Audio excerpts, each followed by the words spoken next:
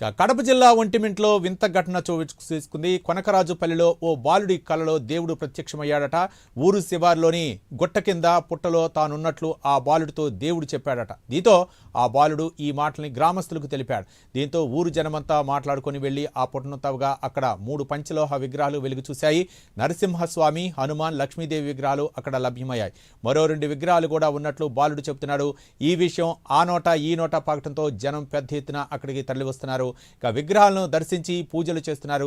దైవవాక్కుగా భావించి బాలుని సైతం దైవాంశ సంభూతుడిగా భావిస్తున్నారు అక్కడ ఉన్నటువంటి ప్రజలు.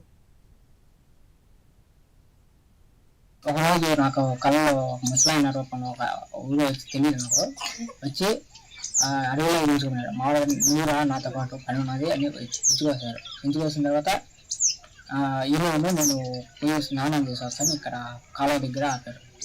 ఆయన పోయాడు. చాలాసేపు పీల్చిన రాళ్ళ పలకల మళ్ళా కొంచెం తర్వాత వెనక నుంచి వాయిస్ వినిపించింది.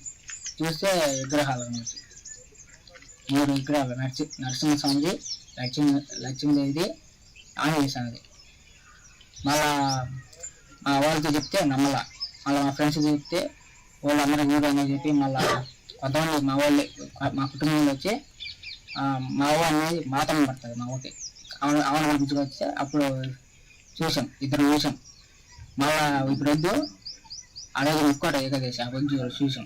ఇప్పుడు వద్దు తీద్దు, మళ్ళీ శనివారం తీద్దు అని మళ్ళీ పోయి టీవీ మళ్ళా ఇప్పుడు వచ్చి రోజు తీసి ఆ 3 విగ్రహాలు కనపడి మా అన్న కొడుకు వచ్చేసి రోజు కళ్ళలో కనపడతా ఉన్నారు దేవుడు.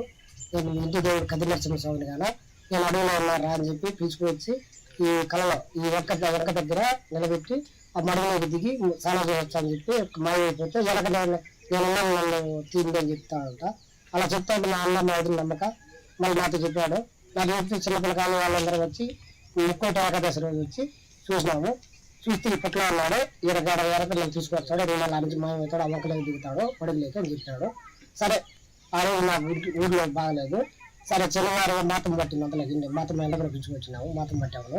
ఆ ఊరు కూడా అసలు ఆ ఊరు కూడా 2 రోజు వద్దున్నారు, మీరు బాగా మీరు తెలియదు, మంచి రోజు చూసి బాగా పిలుచుకోవచ్చు, ఆ రోజు మీరు కార్యక్రమం చేసి ఊరందరిని పిలిచి అని చెప్పారండి.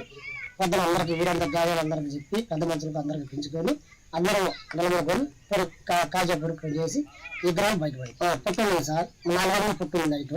ఆ పుట్టును తీసి మేము విగ్రహాలు బయటపడి తోగుతా ఉంటాయి. అందరం వెళ్ళాం, మొత్తం గాయం అంతా వచ్చాము.